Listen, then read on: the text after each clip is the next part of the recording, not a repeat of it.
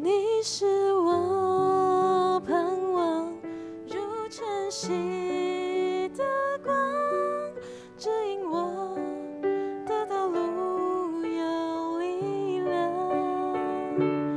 你是我盼望，如星宿的光，牵引我前方路有指望。人生路为它不折断，将残灯火它不吹熄，生命气息向我吹起，你同在，永远都不曾离开。你是我盼望，如晨曦的光，指引我的道路有力量。你是我盼望，如星宿的光，牵引我前方路有指望。你定恒双手，你为我生命，热身的盼望都来自于你。日月和星辰在你手里，我气息，我生命都属于你。你定恒双手，你为我生命，热身的盼望都来自于你。日月和星辰在你手里，我气息，我生命都属于你。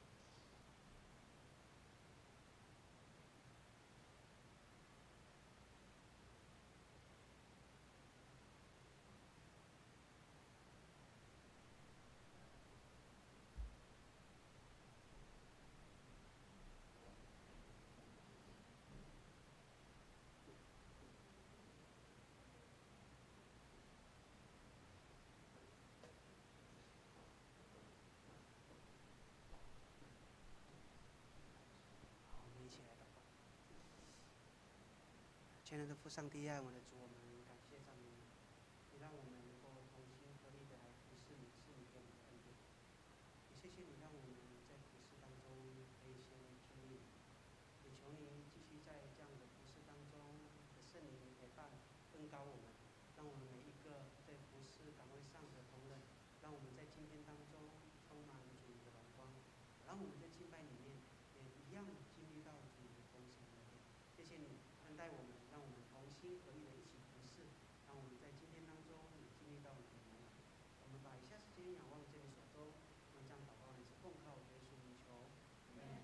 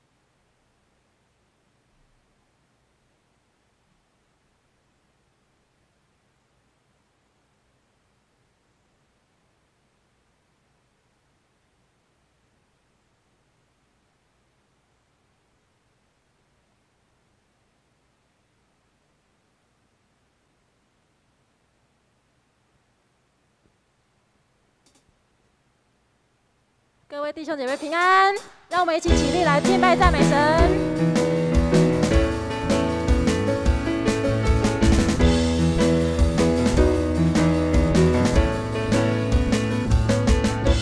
虽然道路崎岖，困难险阻，但我心中知道你一直都在，不能明白为何担子重担，但我始终相信你一直牵着我。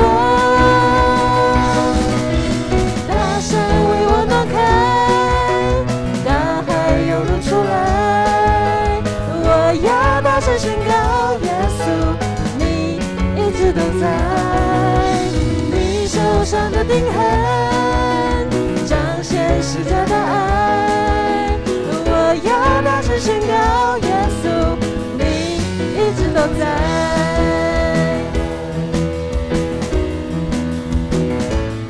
虽然道路崎岖，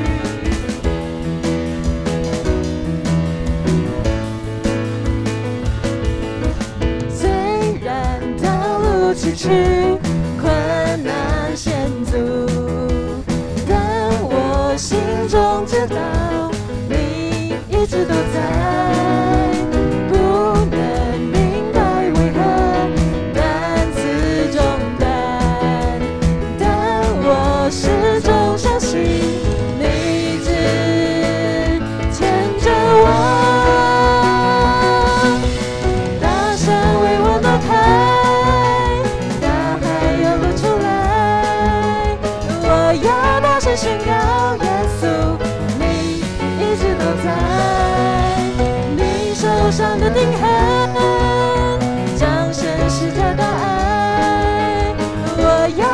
声宣告，耶稣，你一直都在。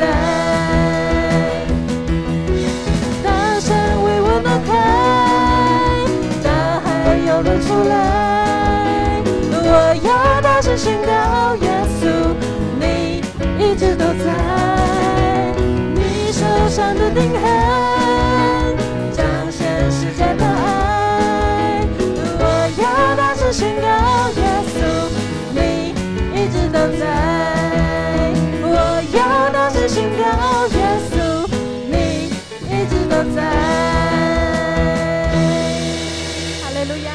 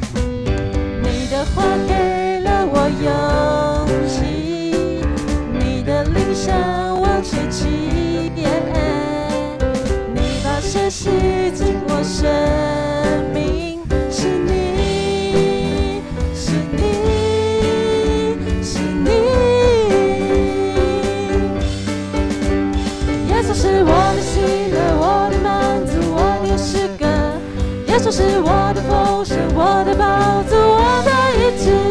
耶稣是我的山寨，我的盾牌，我的爱。I never let you go。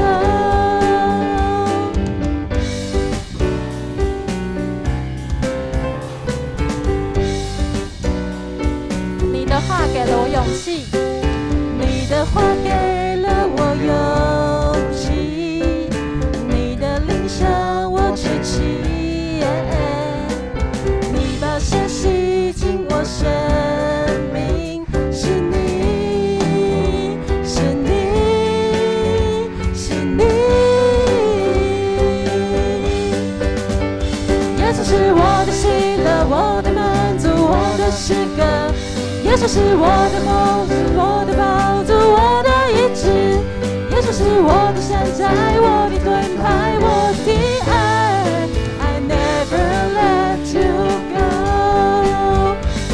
是我的喜乐，我的满足，我的诗歌。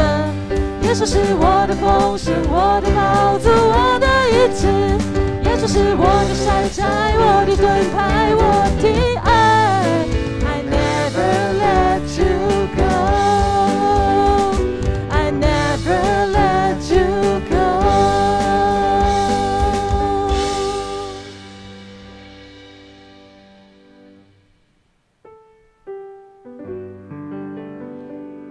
上帝，你是我的盼望。我知道，不管遇到什么困境，你都牵引着我走未来的道路，让我前方的路在你的保守下有所指望。我们一起来唱这首歌，你是我盼望。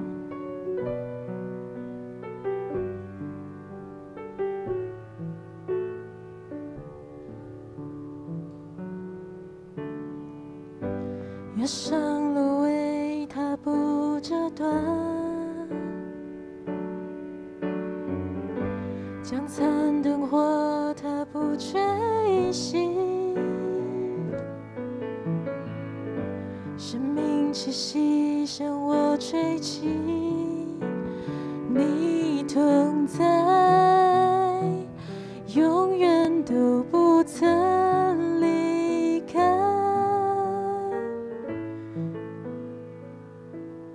你是我盼望，如晨曦的光，指引我的道路有力量。你是我盼望，如星宿的光，牵引我前方路有指望。越上路为他不折断，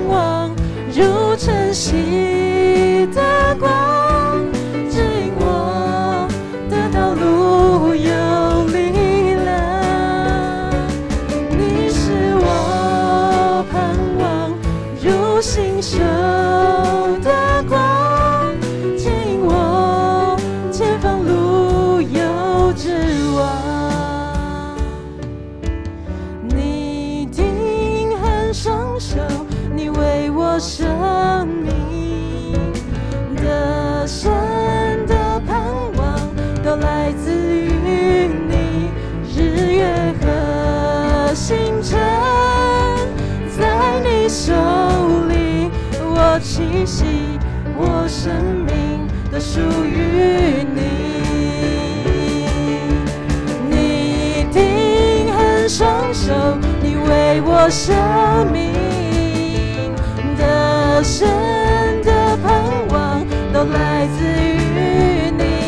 日月和星辰在你手里，我气息，我生命都属于你。你是我盼望如晨曦的光，指引我的道路有力量。你是我盼望如星宿的光，牵引我前方路有指望。你是我盼望如晨曦的光，指引我的道路有力量。你是我盼望如星宿的光，牵引我前方路有指望。我们一起低头来祷告。主，我们知道所有得胜的盼望都来自于你。常常我们软弱，内心总有许多担忧惧怕，是你不断提醒，不断带领。即使我们是那么的不完美，你都不曾放弃。主，我们渴慕你永远与我们同在，成为我们永恒的盼望。我们愿一生跟随你。孩子这样祷告，都是奉靠主耶稣基督的圣名求，阿们。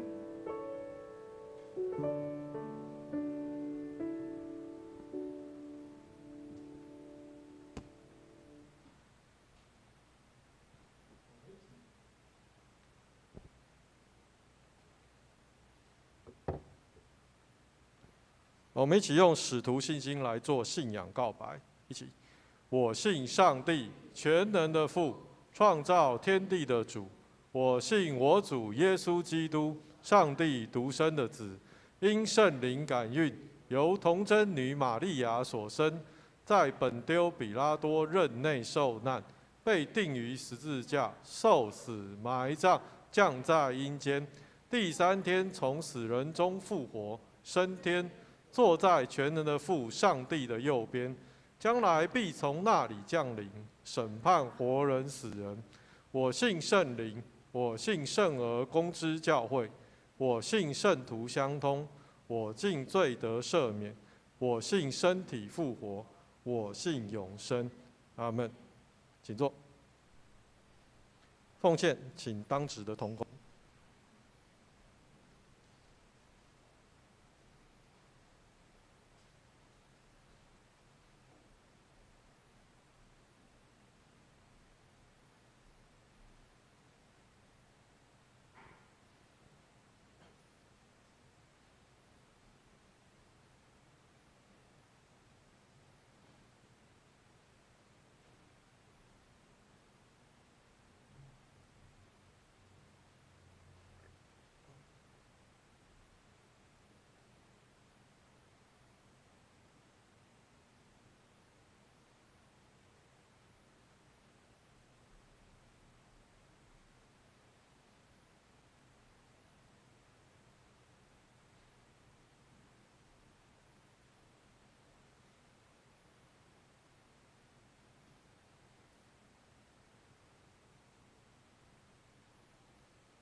我们一起来做奉献的祷告。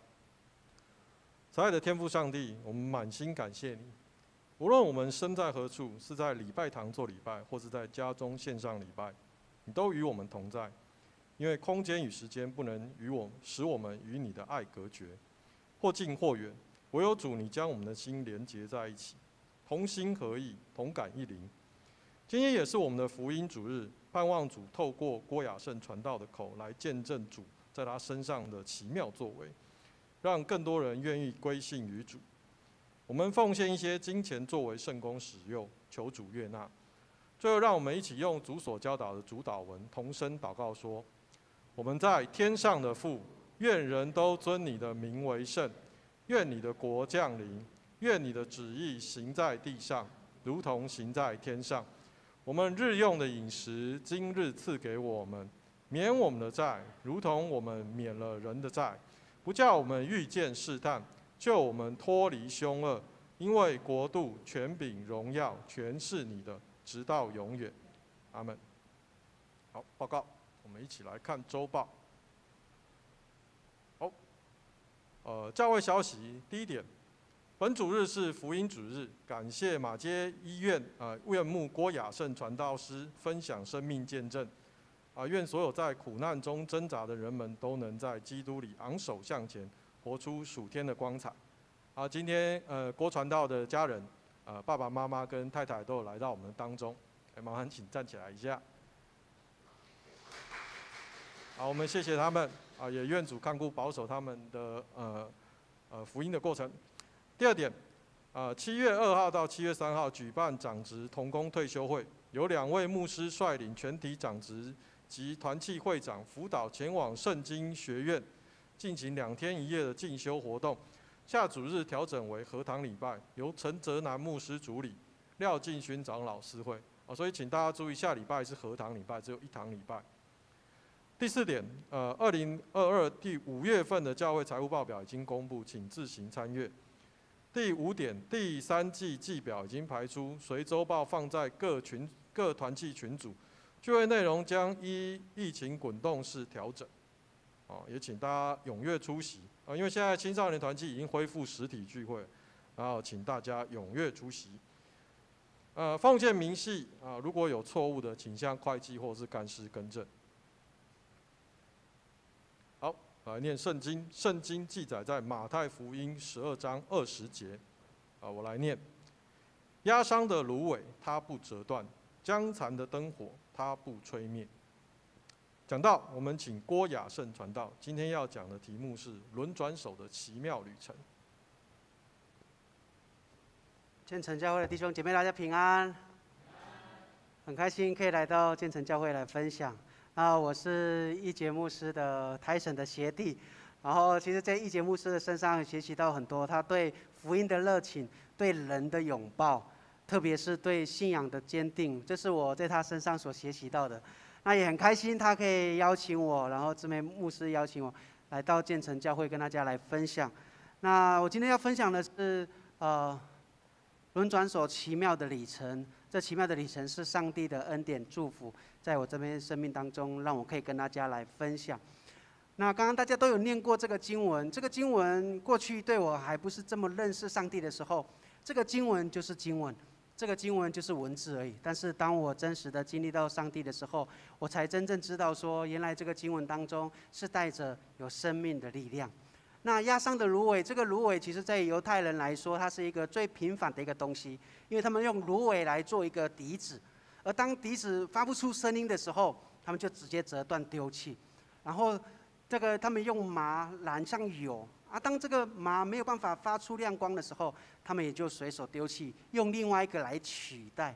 所以其实这是对犹太人来讲说最稀松平常的事情，但是耶稣却用这样压伤的芦苇，它不折断。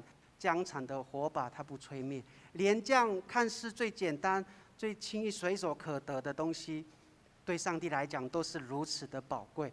所以在这个经文当中，是我生命当中最痛苦、最低谷的时候，上帝却用这个经文告诉我，他怎么样看见了我，听见了我的祷告。那其实我有放下我这个成长的图片，那个可以帮我放下一页吗？谢谢。我想大家不知道有没有曾经翻过自己的照片已经不会翻照片了，是用手机读自己过去的照片。大家不知道看自己过去小时候的照片跟成长的岁月的这些累积的里程，大家回想的过程的时候，也没有感受到在这个过程里面有什么不一样特别的事件。那我今天会放从幼稚园到硕士毕业，其实这个过程当中是非常奇妙的。而我也知道，在我生命的里程当中，我有多少次是背逆上帝，我有多少次是污蔑上帝，我有多少次是不承认耶稣是我的救主。即便我从小出生在基督家庭长大，但是对我来说，信仰就是一个信仰。可是，在这个里程回头来看的时候，我才真正知道说，原来上帝在我每个生命的里程当中，他有他独特的、特别的事件。也这样事件当中，当我回头过来看的时候，我才可以牵到一条线，而这一条线就是上帝一直恩待恩典的记号。大家有看到这个照片到大吗？应该有看到最不一样的就是我有双眼皮。我今天穿我的阿美族的这个衣服，我从单眼皮韩国人哈韩，到现在到双眼皮，进入到原住民的双眼皮世界，这样哦，这是不是透过歌的，这是透过真的是我是上帝的一个神迹哈。因为我从小其实都非常的自卑，为什么自卑呢？因为我成长在原住民的家庭里面，这样的文化、这样的民族里面，大家都是双眼皮。只有我单眼皮，那我就觉得为什么会这样子呢？我从小是常常会被我的哥哥或者姐姐们说，你好像不是我们阿美族的，阿美族怎么会有一种韩国人来的样子？我的心里觉得我是非常的受伤。所以其实在我的成长的过程当中，我一直在比较，我一直想要像别人一样。所以其实我的生命过程里面有很多时候是受伤的，但是我武装起来，为了要使我自己刚强起来。所以其实我自己最清楚知道我生命的这些的里程。那我从小就在基督家庭长大，我的幼稚园也是在教会里面在学习。所以其实阿美族常常就会想说要打棒球啊、打篮球啊、做什么样的运动啊。因为我们的像前阵子不是有什么国际比赛是跑步的100公尺那个，大家记得是谁吗？有阿美族的血统那个跑最快的那个。不知道没有关系哈。只要知道我跟亚圣教了哈。好，今天我跟大家分享的是，就我从小的时候有我的梦想，而我的梦想其实一直在这过程当中，我一直不断的在追逐。可是我的母亲她知道，她在母腹的时候，她其实就把我献上。那其实在我成长的过程当中，我依然要顺着我父母亲所说的这个信仰。可是我一直不知道为什么这个信仰要做到这样。我妈妈很敬虔虔诚，每一次在聚会之前，她一定要提早半个小时。她对上帝是如此的敬畏，对上帝的话语更是的战战兢兢的去阅读。所以我就觉得我不明白为什么这个信仰一定要到这样，才可以真实的到经历。所以其实对我来说，这个信仰在我的高中、国中、高中、大学的这阶段，我只觉得这个信仰只是打卡的信仰，因为我最清楚知道我来到教会在做什么，我的心里最清楚、最可以感受到我到底也没有真实的在这个信仰的生活的里面。因为我进入到教会，我离开的时候还是一样。过去我是如此，即便上帝传了信息，或者是在生命当中有一些诉说的一些的信息，我就是那种已读不回的那种，对上帝就是非常的冷漠。可是在我的这个成长过程当中，我一直感受到上帝怎么样带领我。我高中我想做的，然后我也考到我想要的证照。就算从高中到大学毕业，我也很顺利的考上榜首科技学校，对我来说都是非常的自然，也因为理所当然，让我更加的骄傲。也因为我觉得我所得到的这一切都是凭着自己的能力所得来的时候，我越来越自大说，其实这个信仰只不过没有办法帮助我，只是让我可以安定在教会而已。所以其实在信仰在我的成长的里程当中，我一直没有真实的经历到这位上帝到底在我生命当中有什么样的计划，到底这个信仰值得我信靠下去吗？因为我好手好脚，我可以跑可以跳，做任何事情我都可以做得到，我何必要这样的信仰呢？可是在我大学要毕业之前，其实我已经有跟公司签约好，所以其实我的心里很笃定的知道，我毕业就有工作，有工作好好做，公司也栽培我要成为主管，而我也很可以有个稳定的工作，就可以追求到人生的五子登科。成为一个人生的胜利组。这是我在大学的时候对我自己期许，对我自己的盼望，对我自己的未来的计划跟规划。可是，在我大学要毕业的前3个月，我发生了这个车祸，而这个车祸真实的改变了我。可以帮我按下一页，谢谢谢谢。今天可能要麻烦一下我们的那个音控。在我大学这个车祸的这个里程里面，我真实的感受到人生真实的非常的脆弱，而非常的有限。我没有计划我人生要坐轮椅，我也没有计划说我在毕业之前要遭遇到这样的事件。可是，在遭遇这样的事件的时候，我才重新看见、重新思索人生到底有什么意义，人生到底有什么样价值。我生存在这个世界当中，我到底有什么样的价值？所以，其实，在我的受伤的这个过程当中，其实我经历到人生最低谷的那个时刻，也因为这样的车祸，让我重新看我的人生。过去我可以跑可以跳，但是当我做完检查之后，医生来到我的病床跟我说，爆裂性粉碎，从第4节胸口第10节到第7节，对我来说就直接瘫痪。医生说我一辈子都不能再行走，一辈子都躺卧在病床上。对我来说是非常非常沉重的话语，也因为那样的话语，使我跌落到低谷的经历。而被送到加护病房的那3天，其实我每一天流泪，我每一天不知道我人生到底有什么样的意义。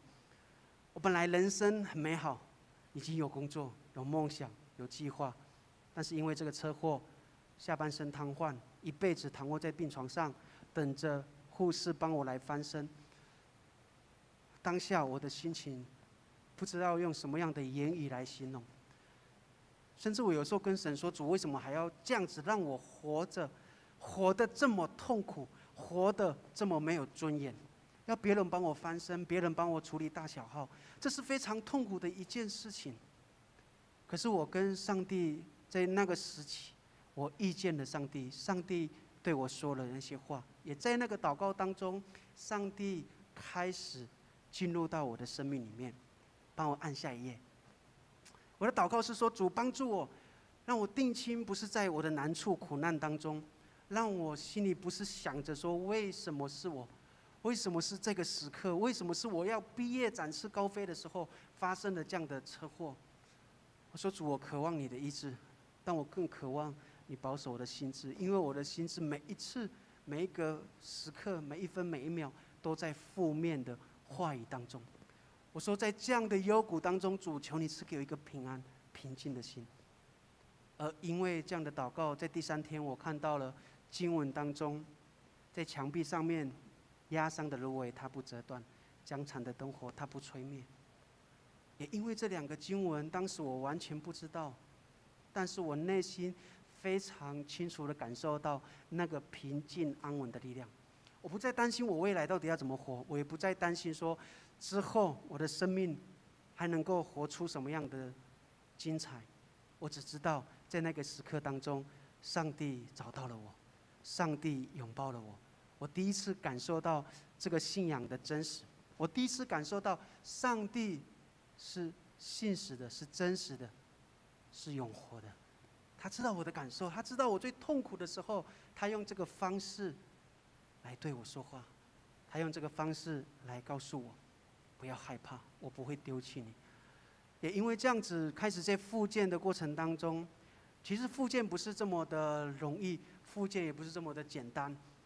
我从可以正常行走到我必须坐轮椅，我复健的时候，我的下半身没有腰力，我一坐就像婴儿一样，我就会往后倒。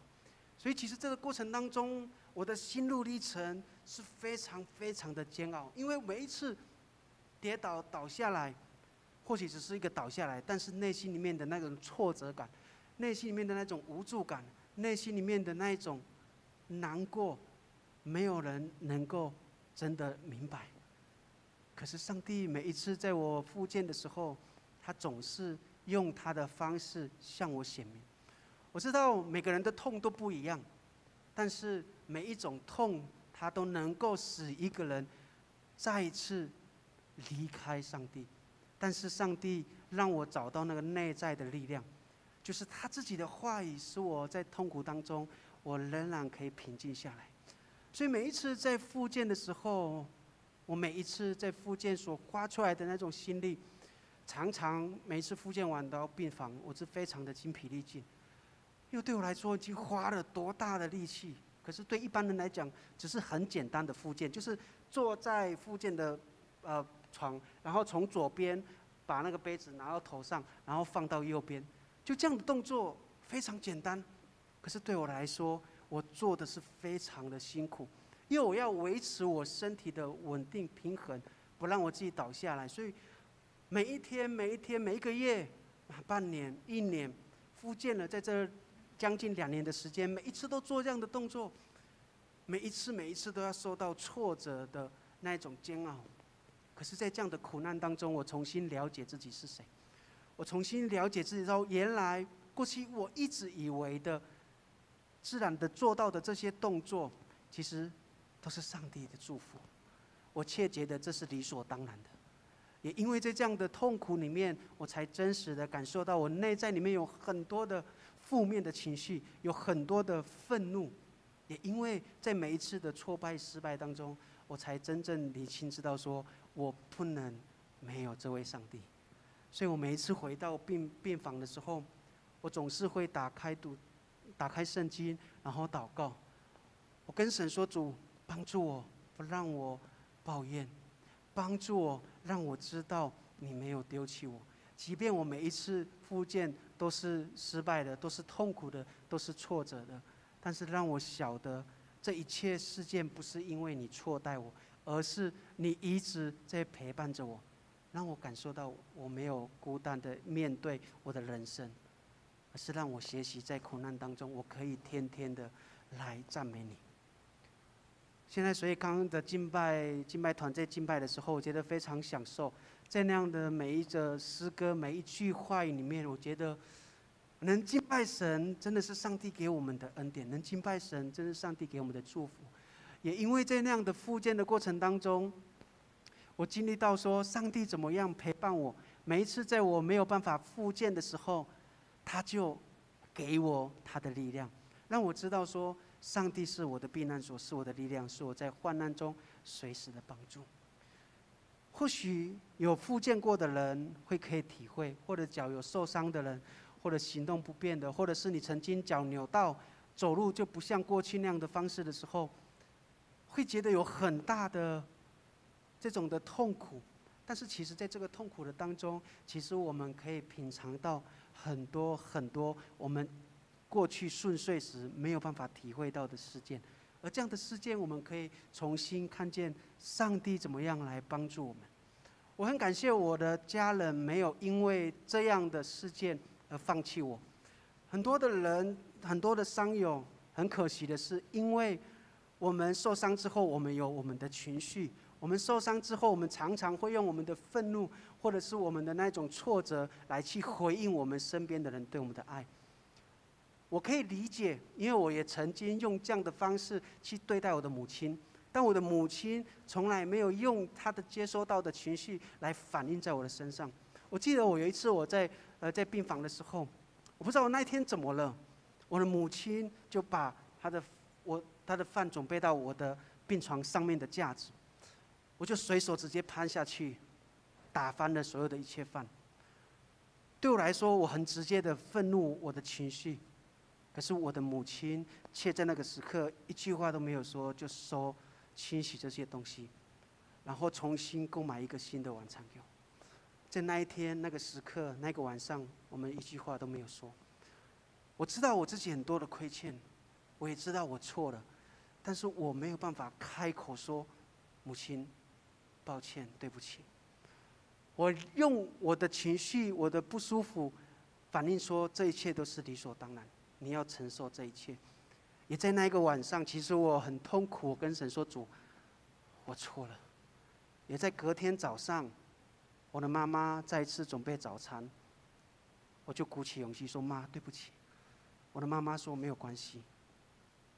就在那样的过程当中，我们重新有一个对话的空间，我跟我的妈妈重新可以有这样的互动，沟通。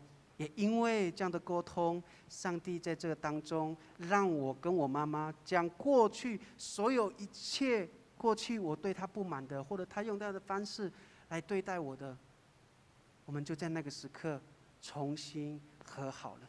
和好的能力是上帝在我们的当中。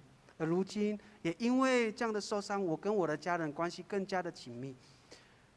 我都觉得上帝重新拆毁我的生命，但是重新在建造的时候，使我的家庭的生命更加的稳固。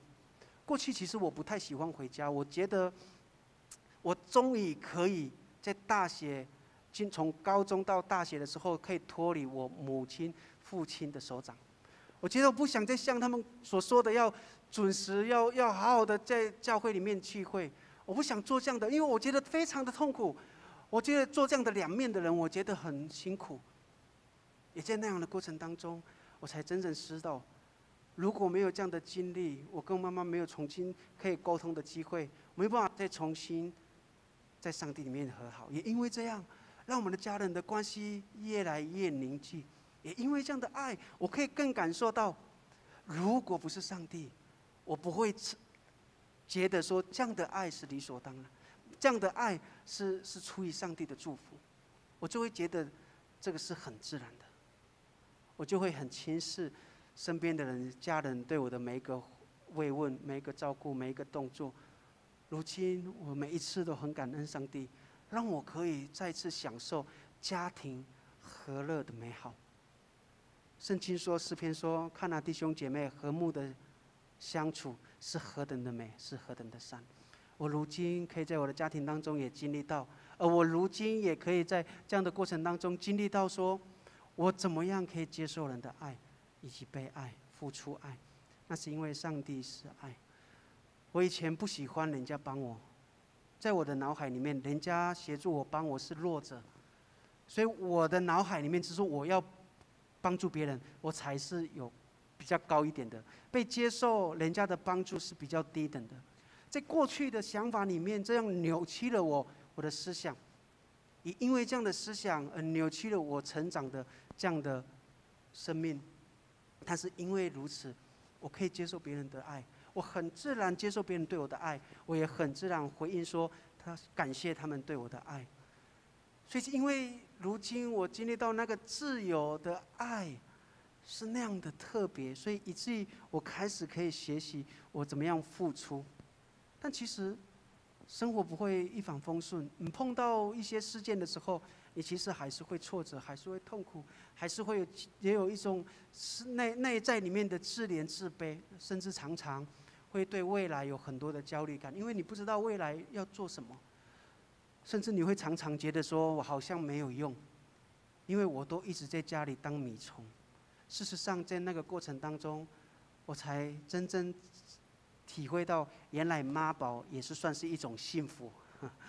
可是在我生命当中，也在那个时刻当中，其实我也一直在寻求到底未来我要怎么做。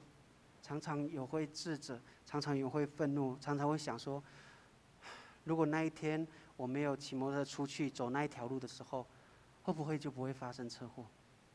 常常有时候会有这样的念头进来，但是其实这样的负面的思想，其实重新也在认识我自己。我为什么会有这样的情绪？为什么有这样的愤怒？或者别人说的那样句话，为什么会击打对我自己的价值的认同？也因为在那个时刻当中，我重新真实的面对我自己的情绪，而上帝也透过圣灵，在那个时刻当中重新塑造我一个健全的生命。也不是说一次就可以完成的，但是也在那个寻求当中，上帝让我开启了一条我对未来更开展的一个计划。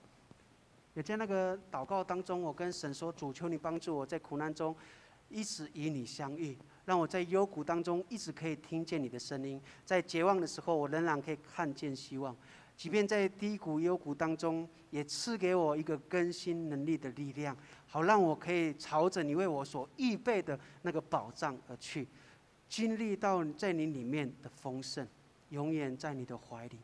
而上帝也在那样的祷告当中，礼拜进修里面，上帝给我一个意念说，让我去比赛，去参加运动。也在那样的过程当中，其实我跟上帝有很多的沟通。我说过去我知道我做什么就可以做到，也因为那样的经历让我骄傲了，离开了你。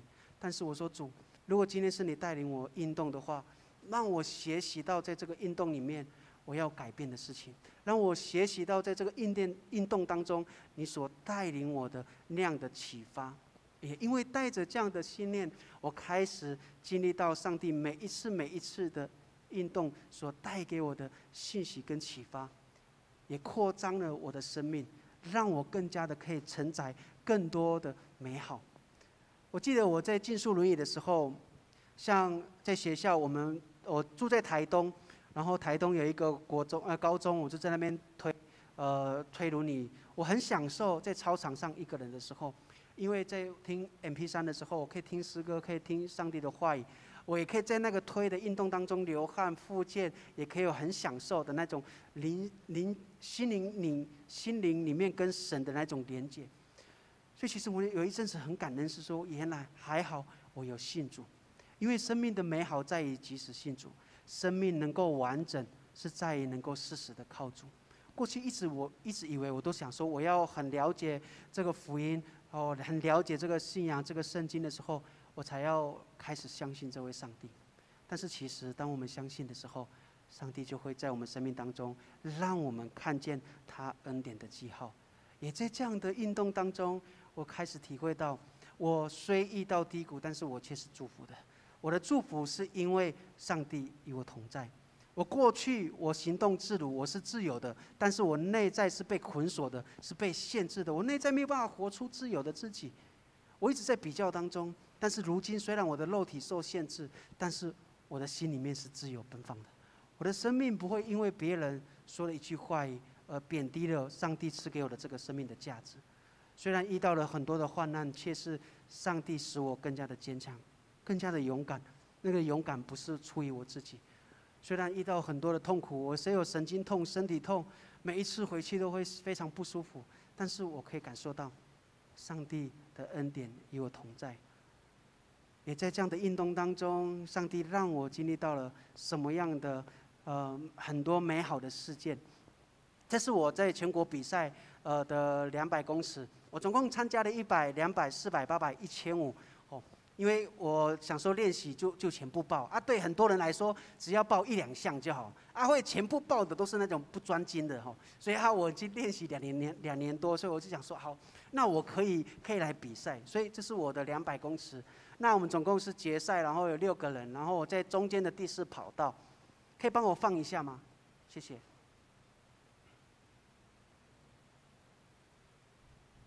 所以在那200公尺当中，待会大家会听到我的粉丝的叫声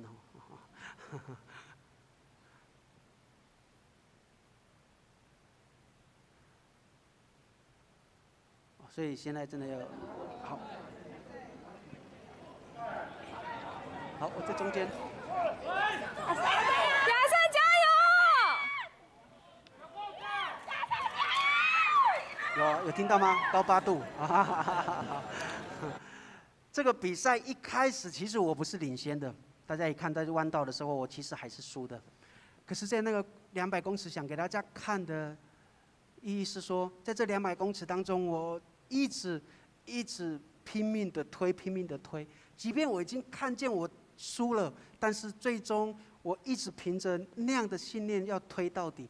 最后，我破了大会纪录跟全国纪录，拿了第1名。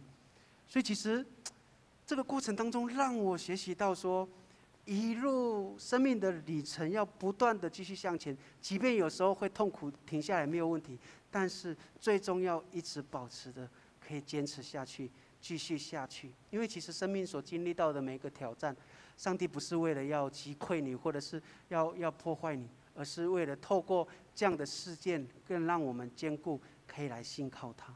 所以其实在生命当中，我透过这样的运动，所以现在100公尺到200、400、800、1500，其实都是我的记录。所以其实在这个记录当中，我才真正学习到说，我怎样在我的人生当中，我要走在上帝的真理里面，因为它是它是生命的亮光。也因为如此，我在这个运动当中学习到的事情，后来我还参加了游泳比赛，因为游泳对我来说也是一个不简单的运动。我记得我为什么会从竞速轮椅到游泳，是因为有一天晚上做梦，我梦到我在游泳，然后我身边很多小丑鱼，然后就感觉好像那种很自由自在，然后可以做自己的生长的动作。我醒来的时候，跟我大哥跟我妈妈说：“我想要去游泳。”我大哥想说：“你要做这么危险的动作吗？这样这个运动这推轮椅就好了，为什么要去游泳？”可是我是很向往在梦里面的那样的意境。后来果真到了游泳池的时候，一下水一直要不断的拍打，不然就载浮载沉这样。然后就受不了了，因为拍太久了。然后我大哥是在旁边看，然后我是说快救我，然后才把我拉上来他说你这个你讲说不要做这样的运动啊。其实，在那个过程当中，我还是很享受。我回到家里的时候，跟神说这个运动是你要我学习的吗？后来也在这个运动当中，我的确坚持下去，每一天早晨就去游泳，每一天不断的练习，也每一次都在游泳的过程当中很享受那个我能够自在的时光。所以我参加的全国比赛也是第1名，破纪录。后来我的大哥真的是有一次非常的挑战我，他挑战我是说他在网络上看到有人去日月潭去比赛。不是比赛，这是横渡日月游，大家有去过吗？有游过的吗？没有好，我再叫我去第2次，我是绝对不会啦，因为我是觉得哇，真的是不可能可是这个过程当中，上帝却是用这样的经历让我体会到说他怎么样与我同在。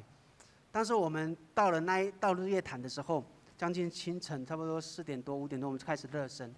然后在要准备下水的时候，其实我是很担心我是说我怎么都没有看到坐轮椅的这样。他说当时我看到挂号身心障碍者也可以参加，没有问题啦。他说反正我们就游啦这样。我说我们要游到哪里？他是说是游到对岸就好了。我说对岸在哪里？日月潭根本看不到。所以当下其实我内心非常的恐惧害怕，因为对我来说要接触到新的这种的境界，跨越到新的领域里面，其实我是非常害怕的，因为我是非常安逸的人。我越安逸越好的环境，越熟悉的环境，是给我一个很大的安定感。可是进入到这样的日月潭，我根本想说以前电动打太多了最后所以想说，在游泳的时候会不会有水怪出来把我抓下来，就这样死掉？其实那时候有很多的幻想这样。可是，在下水的那游500公尺的过程当中，我本来要放弃，然后突然我在有的意念当中有诗篇23篇在我脑海里面。其实我很紧张，但是也因为这样，我就说好吧，继续游下去。在一边游的时候，我非常享受，也不知道有多久了。最终在抬起头来的时候，是看到日月潭在我的对面，我就觉得真的非常的不可思议。我现在还问我大哥说：“大哥，我们要再回去日月潭吗？”他说：“我不要连他都不要。”我觉得这个经历真的是让我体会到说，上帝怎么样在这样的日月潭当中，让我经历到说，他知道我想放弃，他用他的方式激励我，他用他的方式让我可以放松下来，让我不至于这么恐惧。因为日月潭一看下去是黑的，然后就会有很多的那种遐念。就是我在这样的运动里面，我学习到生命总是在挫折和磨难当中来成长。我的思想也总是在徘徊或怀疑或者痛苦或者懊悔当中逐渐的成熟。我的意志也是因为在无情残酷的事件当中，让我可以依靠神更加的坚强。也在这个运动当中，其实我如同圣经里面所说的，我永远不丢弃你，我永远与你同在。在以赛亚书当中，我觉得当我游泳的时候，你知道吗？游泳浸泡在里面的时候，我所有的身体的器官跟毛细孔都被水覆盖。那我当时在灵修的时候，感觉就知道，原来上帝的覆盖是上帝的同在，是那样的全面包围着我。而也在那个时刻当中，我挑战了下一个运动，就是射箭运动。射箭运动，我们不是那种原住民的传统弓的那种30公尺的运动，是正式比赛的那种射箭70公尺的那种比赛。所以其实一开始我接触射箭是非常的辛苦，然后每一次在练习的当中的时候，我没有腰力，我就会随着我的手的重量往下沉。所以其实要稳定是花很多的心力，而且每一次在练习的时候，更加会想要放弃，因为你在射箭的时候有射不好会打到手。大家有去过夜市吗？射箭的夜市，有人玩过吗？哦，有那个夜市的射不准是正确的，因为它没有准心。啊，我们这个有准心，所以其实射箭是很美的一个运动，因为你可以跟自己内在里面没有运动，只有射箭不是跟别人，所以射箭是按着自己的心意。可是，在那个射箭的运动过程当中，我练习了将近要3年多的时间，一次一次练习，一次一次练习。一开始找不到方法跟方式，可是后来我找到方法的是因为我开始很认真的告诉自己说，我在做射箭运动的时候，我要先祷告。当我放下这个弓的时候，我也要做个祷告。我开始做这样的动作的时候，一开始我越来越平静下来，我越来越找到我可以自己适应身体的那种方式，也在这样的方式当中，我自己找到我自己射箭的那种角度。所以我参加了全国比赛、甲组比赛第1名，参加全国国手选拔赛也是第1名。这过程当中，其实我不是要证明说，我多厉害，而是在这个射箭的里面，每一个时刻当中，是上帝怎么样一次一次用他的方式来调整我、调教我。大家知道，如果罪的在圣经的意义的话，是射不中靶心。但是在这个射箭的过程当中，其实我就感受到，其实有时候我过去的祷告或许是乱射一通，但是随着不断的练习，不断的被教导，开始准心越来越准。我从8强、4强到最后的冠军赛，我都是加射1支箭。其实加射1支箭是最挑战人的那个心里面的信仰的那个坚定程度，因为其实射箭是你的砰砰砰的时候，其实就会影响到你射箭的准度。但是上帝却让我在这个射箭的经历当中，体会得到这个非常不容易的事件。很多人讲说，哇，你的运动很好啊，很好啊，可是最终有人解释为什么我没有去比赛，全国比赛。最终我进入到台湾神学院里面，我其实可以选择继续的追求这种好像光鲜亮丽，然后第1名，然后拿到了很多的奖牌，然后可以到很多地方。可是上帝却引领我再次进入到台湾神学院里面受装备。我觉得这个是最美好的，因为上帝，我回头去想的时候，原来我在浸泡在台湾神学院里面学习的这一些经历，都是上帝让我重新再更加的建造、塑造我。而我也很喜欢这样的一个经文：我将耶和华常摆在我面前，因他在我右边，我便不致摇动。因此我的心欢喜，我的灵快乐，我的肉身也要安然居住。我在马偕医院工作，在服侍，我可以体会到人生如果身体不健康，是多么的辛苦，多么的痛苦。如果人不健康，心里面又受到摧残，又受到不能够快乐起来，是人生最大的悲哀。原来圣经里面告诉我们说，我们要身心灵快乐，是原来在神的里面，我们就有所谓的幸福的人生。也因为这样，我跟上帝每一次在祷告当中，我把我的祷告记录下来。我为了要让自己知道说，每一个里程里面有神怎么样在这个里程当中给我的启示，而我也在这个里程里面，我到底做了什么，我才知道说，这个信仰不只是我父母亲的信仰，也不是这样传承下来的信仰，而这个信仰是真实的，我可以去经历的，而这个信仰是真实的，有生命的，而这个信仰的生命真实的，如同上帝所说的，是那样的丰盛，是那样的祝福。也因为这样的生命当中，我一次一次感受到上帝的恩典的记号，所以我进入到台湾神学院里面受装备、受学习。其实我在台湾神学院里面还在寻找我自己，我自己到底是谁？后来神学院的里面有一个地方叫做 I am who I am， 上帝说我是我就是，他是创始成终的上帝，直到如今没有改变。我从那个时刻，我才真正认识上帝之后，我才真正认识我自己。也在那个认识自己的过程当中，我找到我自己的定位。我知道我自己的生命的价值，不是在于我有多少的 LV 的包包，或者是我有地位。我的价值是我是上帝的儿女。我生命的目的不是为了要追求我认为的那样的梦想，五子登科而已。我生命的目的只是为了活出上帝荣美的馨香的生命。这就是上帝在我这神学院当中对我教育的，让我更清楚知道说我生命的价值、意义跟目的。上帝没有亏待我，上帝仍然祝福我，祝福我什么？赐给我的另外一半。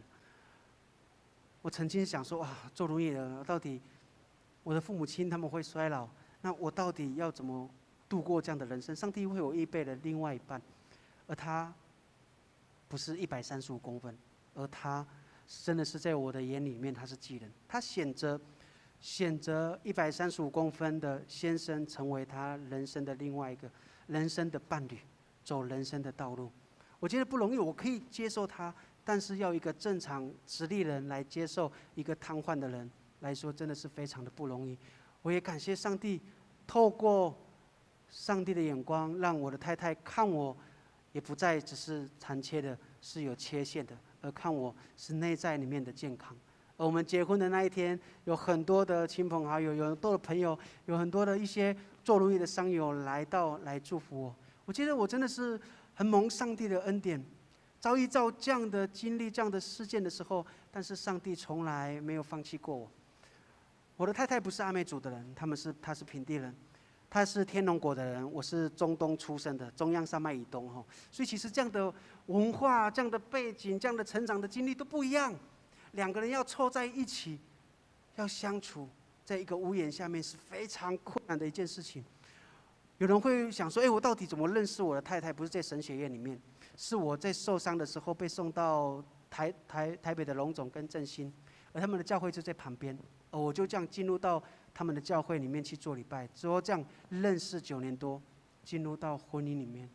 我记得在这样的婚姻当中，其实我们有很多需要沟通的，因为婚姻不是只有你爱我，我爱你，还有很多事情要处理。所以，上帝每一次在我们的沟通，在我们的对话里面，让我们学习到说我们怎么样爱彼此。刚刚我有讲说，我们的那个什么喜帖那边上面是阿卡贝，就是希伯来文的上帝坚定不改变的爱。其实我也提醒我自己，有时候没有办法真实的爱下去，因为他跟我所期待的，我所期待他为我做的事情，他没有做到的时候，我会有一种失落感。可是在这个过程当中，其实是对我自己的不了解。也在这样的每一次的互动、对话、沟通当中，我找到了怎么样真正爱彼此的力量下去。所以其实很多商友会羡慕我，也有我不知道我的太太的朋友有没有羡慕我们，但是我觉得我们能够在一起，是因为上帝在我们的当中，而让我们可以维持这个婚姻到7年的时间，也是上帝在当中成为那个桥梁。每一次的沟通，每一次有那个愤怒的时候，我记得我在结婚之前，我跟太太说，我们再怎么样吵架，还是要一起牵手祷告。真实的进入到婚姻的时候，面对挑战，面对有不和的时候，要跟对方认错已经困难了，然后还要牵他的手，特别还要来祷告，那个更加的痛苦，恨都恨死了哈！不好意思，我在第2堂讲的比较那个，所以其实那种经历，那种痛苦是非常难受的。但是每一次当我们这样做祷告的时候，就可以感受到神怎么样爱那个不可爱的人，他一样爱我们。我为什么不能爱我的妻子？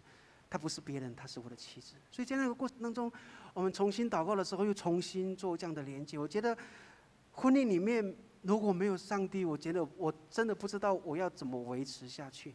也因为如此，让我觉得每一次经历到很多事件的时候，都是因为上帝的爱，而上帝就是爱的源头，因此我才能够爱我身边的人，因此我才能够无条件的付出给身边的每一个人。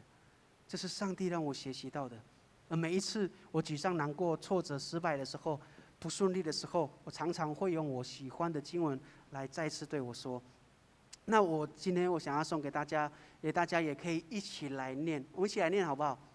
我如此爱你，是因为你在我眼中非常宝贵和贵重。每一次我在怀疑自己的时候，我觉得我可以成为一个传道人吗？我真实的可以陪伴这些有需要的人吗？每当我怀疑自己的时候，我再一次安静自己，就会想这个经文。我在神眼里，不论做任何的事情，我都是贵重的，是宝贝的。上帝这样爱我，我也可以这样爱我自己。而每一次在这样的过程当中，我更深的可以感受到，原来在神的里面是多么美好的一件事情。即便有很多时候我们会遇到难处，我们会想要远离这个信仰，远离上帝，但是事实上，上帝一直在等待着我们，就如同我的生命一样，最终回到上帝的里面。我不再已读不回，而我是真实可以进入到上帝的信息的时候，我就真实的活出上帝有活出的那一个人。而我如今也在奔波这样美好的生命，好不好？我先请敬拜团来上来。所以今天我透过这样的分享，我想要再次跟大家勉励。或许你跟我的经历不一样，或许你没有经历到像我这样的遭遇，但是我深信，上帝在你生命当中有美好的计划，就如同我一样。他没有放弃过我们，他没有丢弃我们，他在等待着你向他呼求。我想也透过今天的信息，对大家来说，即便我们觉得我们自己不可爱，即便我们觉得我们自己没有价值，不如别人，但是其实上帝看你是如此的贵重跟宝贵。他爱你，他就爱到底；他爱你，他就用他的方式来供应你；他爱你，他就用他的生命放在你的里面，使你更加的自在，活出美好的生命。我们一起来唱这首诗歌。我们请弟兄姐妹站立起来，透过这个诗歌，我们再一次来摆上自己，对神来诉说：主，我需要你，我需要你的同在。人生路为他不折断，将残灯火他不吹熄，生命气息向我吹起，你同在，永远都不曾离开。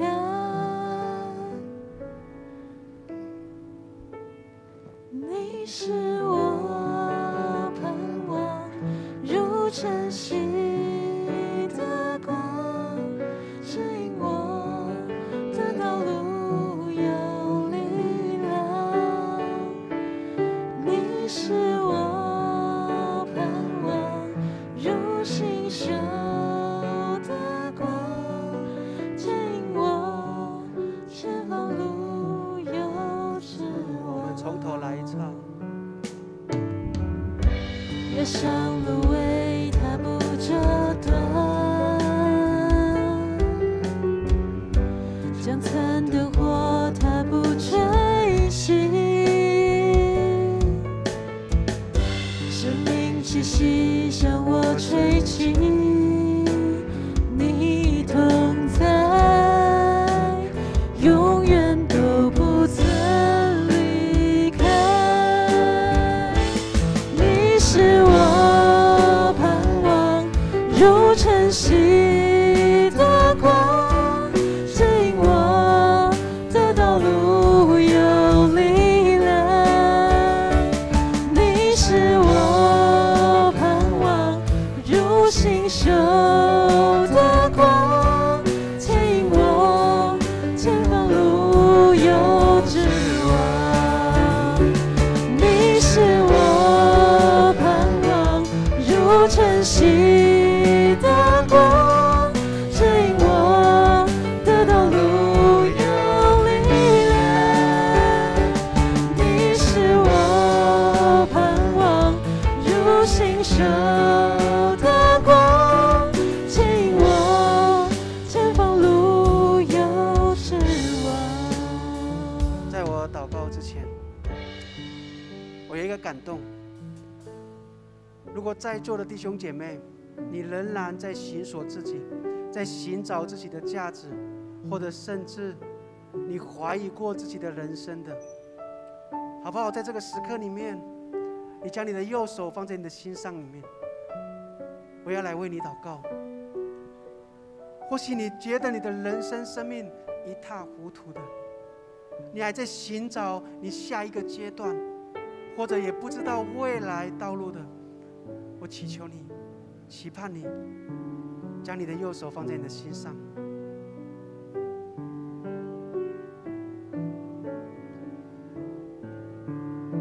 爱我们的天父上帝，我为着这些弟兄姐妹，他们内心里面的呼求，他们内心里面的渴望，主啊，将你的生命的气息吹在他们的心里面。主啊，他们诚心诚意的将他们自己交托在你手中。主啊，求你向他们显明你是他们的救主。主啊，当他们在追求寻求生命的意义的时候，生命的价值的时候，主啊，将你属天的丰盛的恩典赏赐在他们的生命当中，让他们在这个世代当中成为光和盐，让他们在这世代里面居上不居下，居首不居尾。你永远与他们同在，就如同你与我同在一样。主啊，求你将在我生命当中所赐下的祝福100倍的赐福给弟兄姐妹，让他们在人生的生命当中，他们可以经历到说：主啊，你是丰丰富富的上帝，你是大能的上帝，你是行神迹奇事的上帝。主啊，我为着这些在座的弟兄姐妹，为他们再次摆上在你手中。主啊，求你的圣灵就与他们同在，在每一次的痛苦、挫折、失败、难过里面，主啊，求你擦去他们的眼泪。主，求你再一次的兴起他们，赐下你的勇敢，赐下你的大能，使他们再次可以昂然面对他们的难处，因为他们知道你永远与他们同在。愿耶稣基督的恩惠、天父上帝的慈爱、圣灵的感动，常与我们每一个弟兄姐妹同在，从今时直到永永远远。阿们。让我们一起来唱最后一首诗歌，带着回家。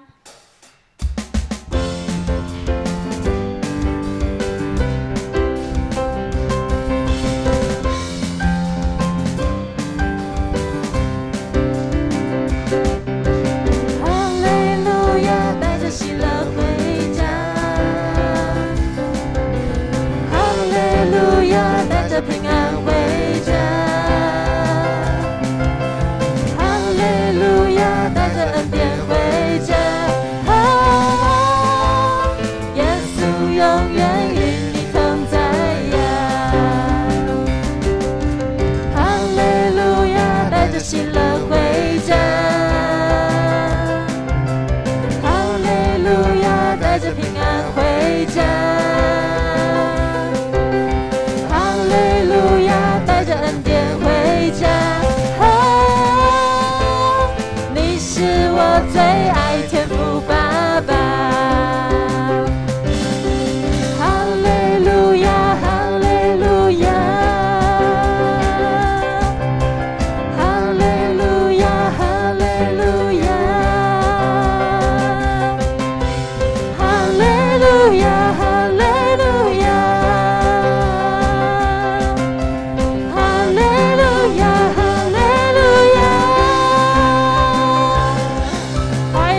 这边结束，大家可以互相交流问好。